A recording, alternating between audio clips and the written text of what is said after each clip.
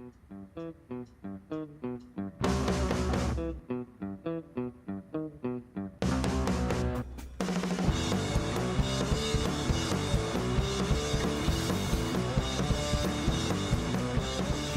hey, what's up, dudes? It's me, Commander Bloodshot.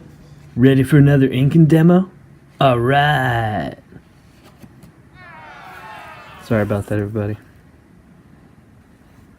Alright, tonight we're going to be doing some more inking here with Commander Bloodshot.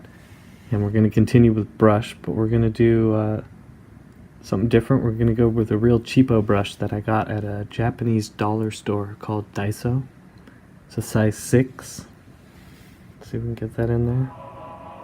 Size 6, it's a pretty big brush. Let's see there.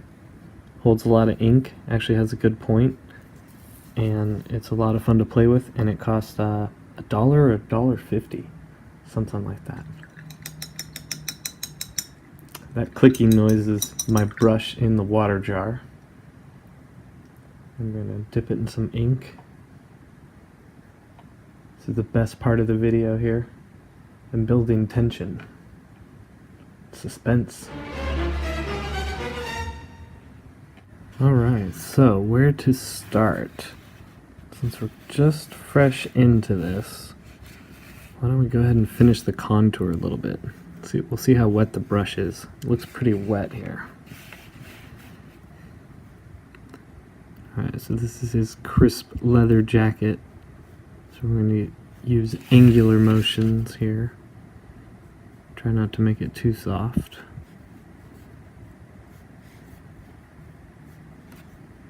You don't want to go too thin either.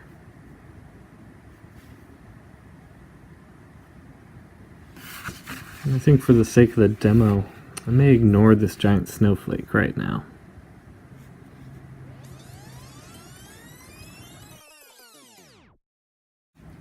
Yeah, I think I like that.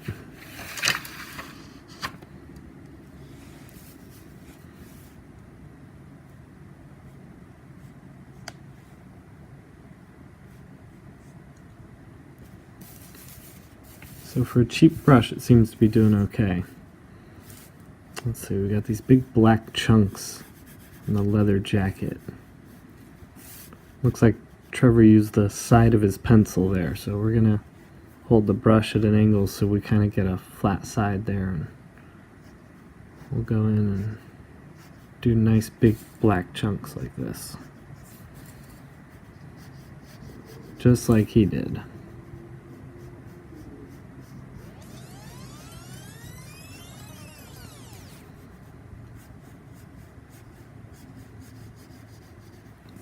You can tell how watered out my brush is.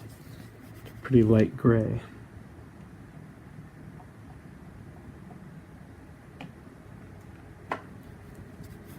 But that's fine when you're working this way. You can kind of go wet into wet. Darken these up.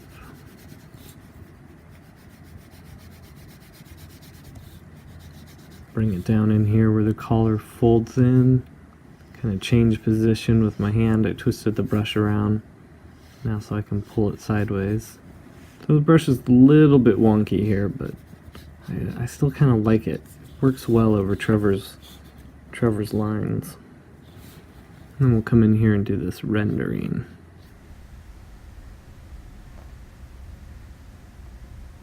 Go a little rougher. Take advantage of the brush being wide.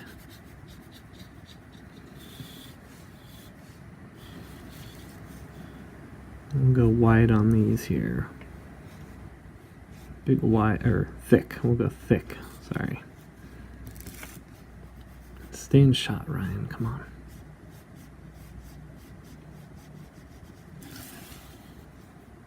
And he has a crisp line there, so we'll make that crisp.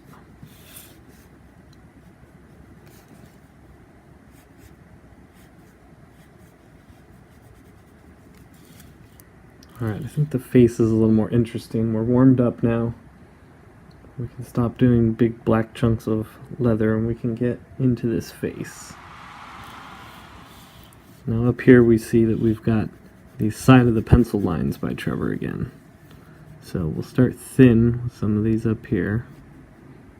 and do blunt stops, so we kind of get that chisel edge. When we get into here, we'll start zigzagging. Now I've locked my wrist and my hand, and I was just going back and forth with my elbow there.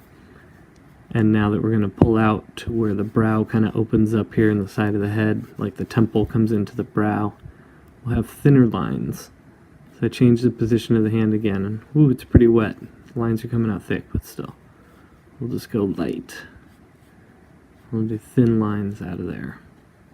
Render into here. And then he's got some of this frost built up, so we can clean up a little bit of edge here. A little heavier on the undersides. A little heavier on this side. It's broken here a little where it melts into his skin. And then here, you have to make the decision, is that a frost line like these up here? Or is this a wrinkle in his brow? I'm going to go with wrinkle in his brow. I'm going to spin the page here.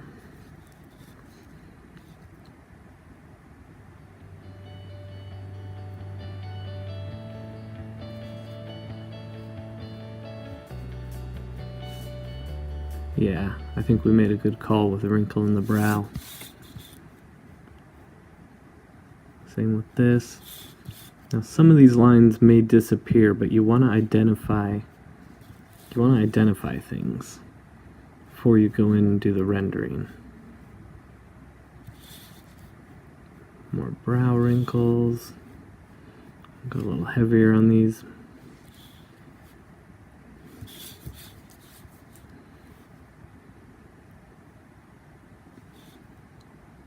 I want to hit this nose line. Right now the brush is kind of in a medium spot. It's not too wet.